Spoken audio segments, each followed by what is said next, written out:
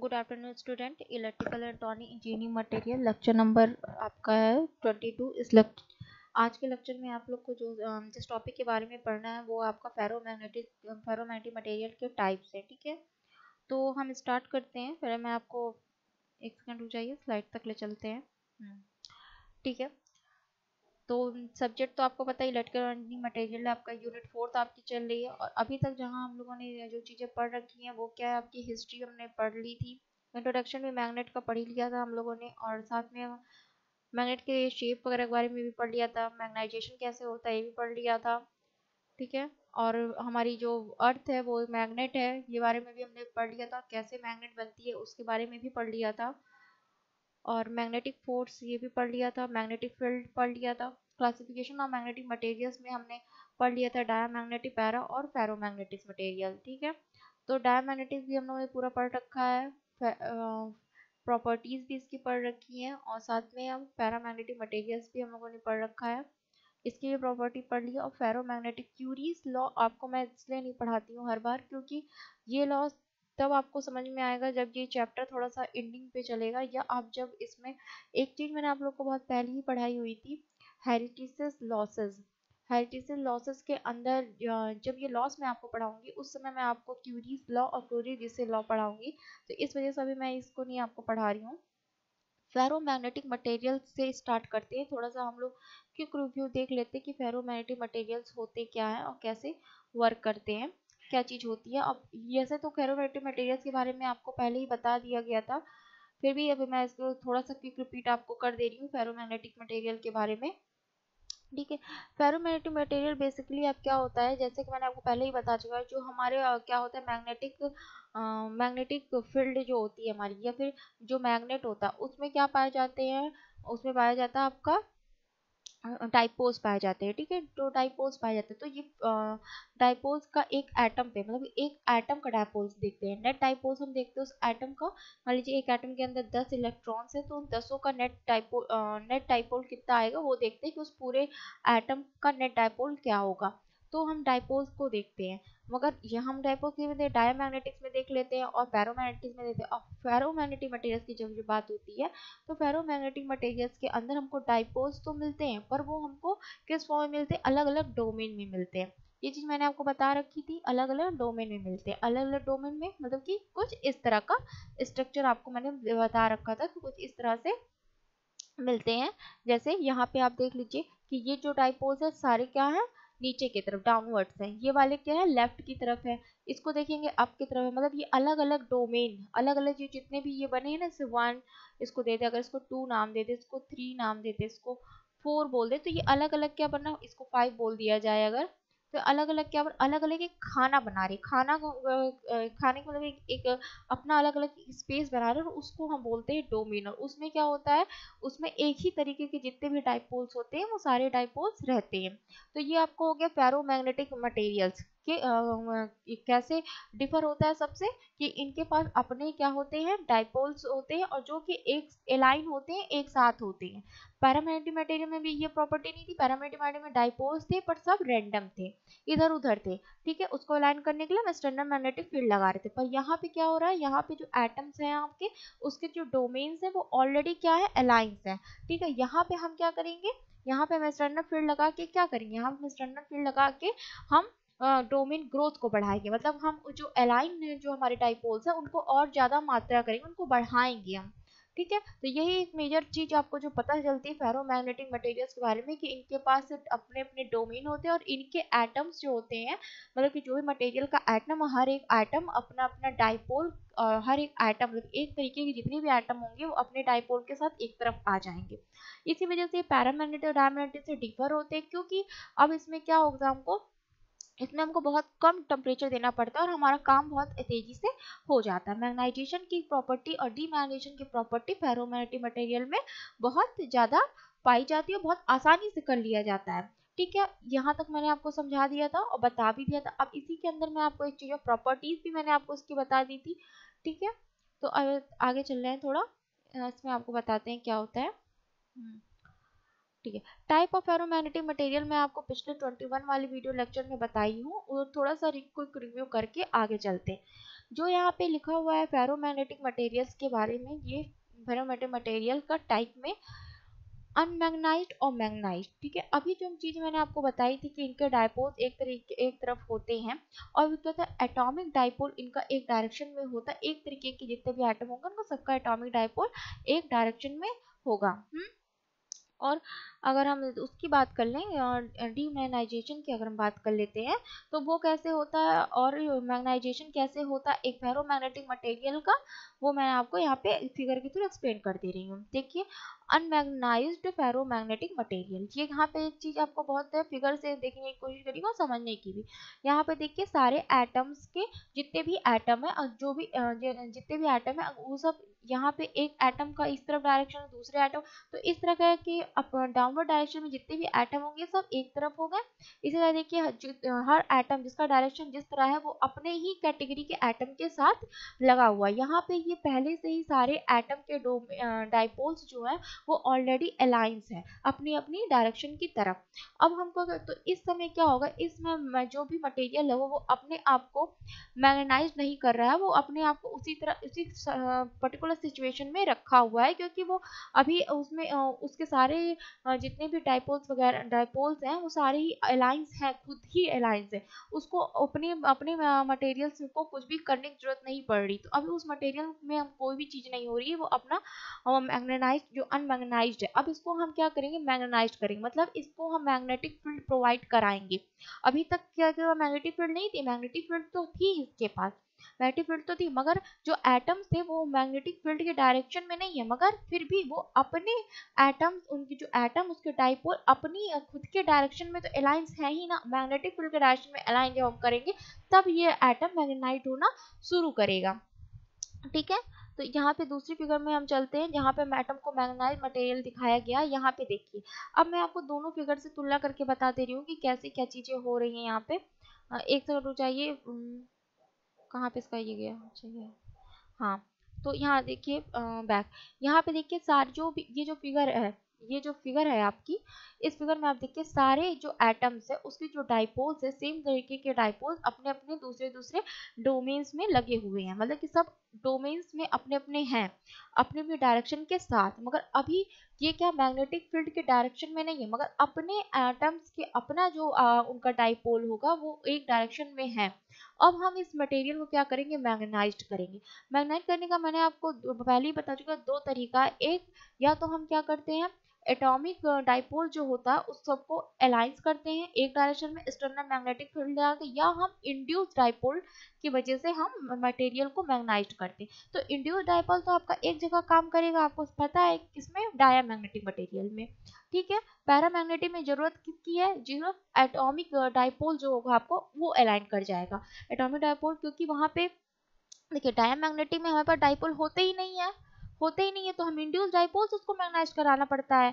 मगर पैरामैग्नेटिक में तो एटॉमिक डाइपोल्स मिलते हैं, एटॉमिक डाइपोल्स मिलने की वजह से क्या होगा, आपका जो एटॉमिक डाइपोल्स मिलेगा तो उस एटॉमिक डाइपोल जो होगा उसको हम मैग्नेटिक फील्ड के अलाउंग कर देंगे, ठीक है। वहां पे इंड्यूस डाइपोल जो वहां पे डेवलप होगा, जो एक्सटर्नल मैग्नेटिक फील्ड हम बाहर से लाएंगे उसकी वजह से जो डेवलप होगा वो उतना क्या होगा, वैल्यूबल नहीं होगा, ठीक है, वो उतना वैल्यूबल नहीं होगा। तो इस वजह से वो क्या होगा, उसको हम वहां पे हम क्या, वहां पे हम किसका वो करेंगे, वहां पे हम एटॉमिक डाइपोल की बात करें। फेरोमैग्नेटिक मटेरियल में क्या हो जाएगा, यहाँ पे ऑलरेडी मटेरियल के अंदर जितने भी एटॉमिक डाइपोल है वो अलाइंस हैं, अपनी दिशा की तरफ तो अलाइंस है, मगर पैरामैग्नेटिक में आप ये नहीं देखेंगे, क्योंकि वहां पे सारे जो एटम्स होते हैं वो अलग अलग डायरेक्शन में डाइपोल्स होते हैं, मतलब अलग अलग डायरेक्शन की तरफ डाइपोल्स होते हैं, मतलब कि वो आपको मैं बता चुकी हूँ, मगर फिर भी मैं आपको एक बार यहाँ पे दिखा दे रही हूँ कैसा कहने का मेरा सेंस हो रहा है। मान लीजिए पैरामैग्नेटिक मटेरियल है ना, तो एक एटम ये है, तो एक मान लीजिए इधर की तरफ है, तो इसी का एक एटम जो है वो उल्टी डायरेक्शन में है, ठीक है। मान लीजिए ऐसे है, तो ये अलग अलग डायरेक्शन में सारे एटम्स के एटॉमिक डाइपोल जो है वो अलग अलग डायरेक्शन में, तो इन डाइपोल को हम मैग्नेटिक फील्ड के लाइंस में लाएंगे, जिसके लिए हम एक्सटर्नल मैग्नेटिक फील्ड लगाएंगे, मगर फेरोमैग्नेटिक मटेरियल्स में क्या होगा, फेरोमैग्नेटिक मटेरियल्स में आपके साथ जो भी आपका मटेरियल है फेरोमैग्नेटिक मटेरियल, उसके जो एटम है वो ऑलरेडी अपने आप को अलाइन कर चुके हैं, उसके लिए आपको कोई एक्सटर्नल चीज करने की जरूरत नहीं है, मगर वो अलाइन कर चुके हैं, मगर वो अपने आप को मैग्नेटाइज नहीं कर पा रहे हैं। यहाँ पे क्या हो रहा है, यहाँ पे ना ही पैरामैग्नेटिक मटेरियल में क्या हो रहा है, वहां पे ना ही डाइपोल मैग्नेटाइज्ड हो रहा है और ना ही वो अपने आप को अलाइन कर पाए। तो अलाइन करने के लिए हम एक्सटर्नल मैग्नेटिक फील्ड लगा देंगे वहां पे, और यहाँ पे हम क्या करेंगे, फेरोमैग्नेटिक मटेरियल में उसको हम मैग्नेटाइज करने के लिए क्या करेंगे, इसको हम मैग्नेटाइज करने के लिए एक्सटर्नल मैग्नेटिक फील्ड लगाएंगे। जैसे ही हम एक्सटर्नल मैग्नेटिक फील्ड लगाएंगे तो जितने भी वो होंगे एटॉमिक डाइपोल्स होंगे, यहाँ पे जो एटॉमिक डाइपोल्स होंगे जो हर एक डोमेन में होगा, वो जिस तरफ हम मैग्नेटिक फील्ड लगाएंगे, ये बात आपको याद रखनी है कि जिस डायरेक्शन में हम मैग्नेटिक फील्ड लगाएंगे सारे के सारे जो भी एटम के डाइपोल्स है वो उस डायरेक्शन में अलाइन कर जाएंगे। यहाँ पे जो फिगर आपको दिख रही है, यहाँ पे ये वाली जो फिगर, एक सेकेंड, ये वाली जो फिगर आपको दिख रही है, ये वाली, ये फिगर में आपको प्योर 100% एलाइनेशन दिखाया गया, बट ऐसा होता नहीं, एलाइनेशन हमेशा थोड़ी सी कम होती है as comparison of the others atoms which is not directed into the magnetic field direction। ठीक है, जो भी आपके वो होते हैं एटॉमिक डाइपोल्स होते हैं जो डोमेन के अंदर जो होता है, अगर हर डोमेन का डायरेक्शन अलग, हर एक एक डोमेन का अलग अलग डायरेक्शन था, तो जिस डायरेक्शन में आप मैग्नेटिक फील्ड लगा रहे हो उस डायरेक्शन में जो डोमेन होगा उसके तो एटम्स खुद को उसके जो डोमेन है, वो जो डोमेन है वो अपने डाइपोल्स को बढ़ाएगा, वो अपने डाइपोल्स को बढ़ा के सबसे अधिक इंक्रीज कर लेगा। और जो अलग अलग तरफ के जो आपके वो होंगे, कौन होगा, अलग अलग तरफ के जो डोमेन्स होंगे वो सारे क्या करेंगे, उस डायरेक्शन में आने की कोशिश करेंगे 100% लाइगेशन के साथ नहीं, हाँ 99% तक आप उसको अलाइंस मान सकते हैं। तो ये तो पूरा फिनोमेना हो गया कि मैग्नेटाइजेशन और डीमैग्नेटाइजेशन कैसे होती है फेरोमैग्नेटिक मटेरियल के अंदर। और इसके बाद फेरोमैग्नेटिक मटेरियल का जब हम ये फिनोमेना जान जाते हैं तो उसके अंदर भी हमें दो तरीके की प्रॉपर्टीज देखने को मिलती है, प्रॉपर्टीज नहीं, बेसिकली आप करेंगे क्लासिफाइड, हम उसको करते हैं दो तरीकों से। एक कैसे हम करते हैं, एक हम कैसे क्लासिफाई करते हैं, एक देखिए पहले ये चीज तो मैं आपको बता चुकी थी उस स्लाइड में, या आज का जो चीज आपको बतानी वो मैं आपको बता दूं, एडवांटेज और ये क्या कहते हैं डिसएडवांटेज एप्लीकेशंस फेरोमैग्नेटिक मटेरियल के, ये मैंने सारा चीज आपको बता दिया। अब मैं आपको एक चीज नई चीज यहाँ पे बताने जा रही हूँ, सॉफ्ट मैग्नेटिक मटेरियल। ठीक है, सॉफ्ट मैग्नेटिक मटेरियल जो आपका होता है, सॉफ्ट मैग्नेटिक मटेरियल आपका फेरोमैग्नेटिक मटेरियल्स के अंदर से ही आता है। अब इस मटेरियल की प्रॉपर की खासियत क्या है, देखिए सॉफ्ट मैग्नेटिक मटेरियल के एक सबसे बड़ी खासियत तो ये है कि ये अपने आप को मैग्नेटाइज और डीमैग्नेटाइज दोनों कर लेता है। क्यों क्यों क्योंकि ये फेरोमैग्नेटिक मटेरियल से बना हुआ है। मगर अब इसमें अगर ये फेरोमैग्नेटिक मटेरियल से बना हुआ है और इसके अंदर जब ये टाइप पाए गए सॉफ्ट मैग्नेटिक मटेरियल, इसको डिवाइड किया गया,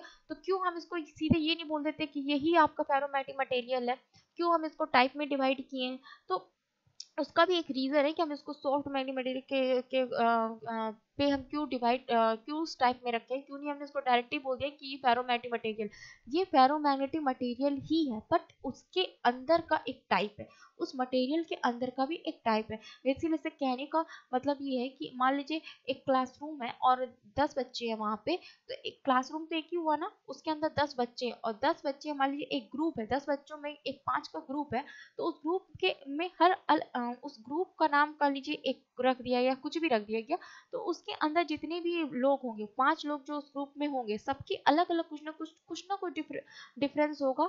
हाँ ग्रुप है तो मतलब कुछ चीजें तो कॉमन होगी, तभी तो आप एक ग्रुप बनाए। मान लीजिए आपके फ्रेंड सर्किल है, आपके मान लीजिए 10 लोग हैं आप लोग, तो आपके अंदर कुछ ना कुछ चीजें कॉमन होंगी, तभी आप सब एक फ्रेंड्स बने हैं। ठीक है, आप सब एक तभी फ्रेंड्स बने, और अगर आप तब फ्रेंड्स बने हैं तो इसका मतलब ये तो नहीं कि आपके अंदर सारी चीजें कॉमन होंगी, सब तो नहीं कॉमन हो सकती ना, कुछ तो डिफर होगा, मगर कुछ जो है कॉमन है, कुछ प्रॉपर्टीज हैं आप लोग के अंदर जो कॉमन। इसी तरह सॉफ्ट मैग्नेटिक मटेरियल्स के अंदर कुछ ऐसी प्रॉपर्टी है जो फेरोमैग्नेटिक मटेरियल से कॉमन है, तो इस वजह से इसको फेरोमैग्नेटिक मटेरियल्स के अंदर रखा गया। अब कौन चीज कॉमन है और कौन चीज नहीं कॉमन, जिसकी वजह से हम इसको डिवाइड करिए अलग हम किए हैं, ठीक है, तो उसको मैं आपको बताती हूँ। सबसे पहली बात आपको समझ में आई होगी सॉफ्ट मैग्नेटिक मटेरियल्स क्या चीज होती है।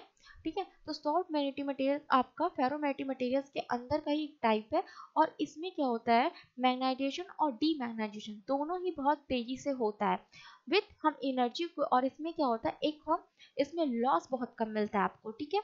लॉस कैसे, एनर्जी लॉस इसमें बहुत कम मिलेगा। अगर एनर्जी लॉस कम हमको मिल जाएगा तो हम इस मटेरियल का इस्तेमाल ट्रांसफार्मर बनाने में कर सकते हैं, ठीक है। ट्रांसफार्मर के कोर के लिए हम सॉफ्ट मैग्नेटिक मटेरियल को ही यूज करते हैं, और कभी कभी हम सॉफ्ट मैग्नेटिक मटेरियल का यूज किया जाता है, ठीक है। अच्छा अच्छा, एक चीज यहाँ पे एक सेंटेंस लिखा हुआ है, देखिए, the soft magnetic material can be simply magnetized and demagnetized. ये बात आपको समझ में आ गई होगी कि मैंने फेरोमैग्नेटिक मटेरियल इसीलिए थोड़ा सा आपको बता दिया कि ये चीज आपको समझ में आ जाए। अगर नहीं समझ में आ रही, एक दो बार और वीडियो को देखिएगा या पिछला वाला वीडियो आप रन करा के देखिएगा, आप समझ में आएगा, ठीक है। तो यहाँ पे एक जो वर्ड ये कंप्लीट हुआ है, the soft magnetic material can be simply magnetized and demagnetized. This is because of only the energy is needed for the same. These material have the corrosive field very small and which is less than 1000 ampere per metre. तो एक चीज और मैं आपको यहाँ पे clear कर देना चाहती हूँ, जब आप फेरोमैग्नेटिक मटेरियल्स पढ़ रहे हैं या कोई भी मैग्नेटिक मटेरियल्स के बारे में पढ़ेंगे, तो मैग्नेटिक मटेरियल्स आपका क्या करेगा, वो आपके हैजियस लॉस लॉस कोरेसिव फोर्स, इन दोनों पे डिपेंड करता है, इन दोनों के डिपेंड पे वो चलता है, परमेबिलिटी और रेजिस्टिविटी पे भी डिपेंड करता है। तो ये सारी चीज़ों को देखना बता चुका गया है। तो यहाँ पे ये चीज़ आप इस चीज के बारे में सीखा। इसके बाद में जो सेकंड लाइन है, जो डोमेन की बात आपको बताया कि डोमेन ग्रोथ कैसे होता है। डोमेन ग्रोथ मैंने बताया, कोई भी मैग्नेटिक फील्ड आप जब लगाएंगे किसी मटेरियल पे, तो वो क्या करेगी, आपका कोई भी मैग्नेटिक फील्ड जब किसी मटेरियल पे लगाएंगे, तो उस मैग्नेटिक फील्ड के डायरेक्शन में जो मटेरियल फेरोमैग्नेटिक मटेरियल है उसका डोमेन, ठीक है, उस मैग्नेटिक फील्ड के डायरेक्शन में जो डोमेन होगा उस मैग्नेटिक फील्ड वो आपका ग्रोथ कर जाएगा, और नेक्स्ट वाले जितने भी होंगे वो सारे घट जाएंगे। सारी चीजें जब घटने की वजह से जो आपका, अच्छा, यहाँ पे जब मैग्नेटिक फील्ड जितनी बनेगी तो मैग्नेटिक फील्ड लाइंस उतनी बनेंगी, तो फ्लक्स आपका उतना ही इंक्रीज कर जाएगा, ठीक है। फ्लक्स इंक्रीज कर जाएगा तो वहां पे करंट की जनरेशन भी क्या होने लगेगी, ज्यादा होने लगेगी। ये सेकंड लाइन आपकी इसी चीज को बताती है, ठीक है। देखिए यहाँ पे लिखा भी है, there are the mainly use to increase the flux or and make a way for the flux created by the electric current. ये चीज लिखा हुआ था आपका। अच्छा, इसमें थर्ड लाइन में जो आपका पैरामैग्नेट मैग्नेट मटेरियल की बात से जो ये चीज यहाँ पे उठी थी, तो पैरामैग्नेटिक मटेरियल्स में जो आपका होता है वहाँ पे डोमेन नहीं है, अलग अलग डाइपोल्स है। डाइपोल, हर एटम के डाइपोल्स अलग अलग, तो वो रेंडम वर्क कर रहा है और उसको आपको अलाइन करने के लिए वेस्टर्नर फील्ड लगा रहे हैं, ठीक है। अब उन सबको जब उनको मैग्नेटिक फील्ड के लाइन में जो हम लाते हैं, जब हम सबको लाते हैं, तो उसमें हमारा क्या होता है, वहाँ पे टेम्परेचर भी बहुत इंक्रीज कर जाता है, और वहाँ पे लॉसेस भी, हमको एनर्जी लॉसेस बहुत मिल रहे थे। इस वजह से तो वहाँ पे हमारा करंट तो वहाँ पे भी डेवलप हो जाती है, ऐसा नहीं होती, मगर थोड़ी सी हमको क्या करनी पड़ती है लॉसेस वहाँ पे ज़्यादा क्रिएट हो जाती है, जिसकी वजह से हमको ये इतना इफेक्टिव नहीं मिला जितना हमको फेरोमैग्नेटिक मटेरियल्स मिले, ठीक है। थर्ड, अच्छा, एक चीज यहाँ पे एक लाइन लिखी हुई है, the main parameter use for the consider the soft magnetic materials are the permeability. Permeability आपको मैं फिफ्थ या सिक्स लेक्चर में पूरा इस परमेबिलिटी के बारे में आपको मैंने बता दिया था, तो आप वहाँ वाला वीडियो भी देख सकते हैं, ठीक है। तो सॉफ्ट मैग्नेटिक मटेरियल के बारे में आपको भी पता चलेगा कि सॉफ्ट मैग्नेटिक मटेरियल जो आपके होते हैं फेरोमैग्नेटिक मटेरियल्स का ही एक टाइप होते हैं, ठीक है। फॉर्म मैग्नेटिक मटेरियल्स के अंदर मैग्नेटाइजेशन और डीमैग्नेटाइजेशन की प्रॉपर्टी बहुत तेज होती है, इस वजह से इनको हल्का सा भी एक्सटर्नल मैग्नेटिक फील्ड प्रोवाइड करा दे या एक्सटर्नल हीट प्रोवाइड करा दे, तो ये क्या करते हैं, अपने आप को बहुत तेजी से मैग्नेटाइज कर लेते हैं, और कुछ समय बाद ये अपने आप को डीमैग्नेटाइज भी कर लेते हैं। कहाँ पे ये डीमैग्नेटाइज करेंगे और कहाँ पे मैग्नेटाइज करेंगे वो भी आपको बताया जाएगा। अच्छा, सॉफ्ट मैग्नेटिक मटेरियल का इस्तेमाल सबसे अधिक हम करते हैं ट्रांसफार्मर के कोर बनाने में किया जाता है इसका इस्तेमाल, ठीक है। तो इसके बारे में आपको कल के लेक्चर में और आगे बताया जाएगा सॉफ्ट मैग्नेटिक मटेरियल के बारे में। आज में फिलहाल इतना ही। Thank you.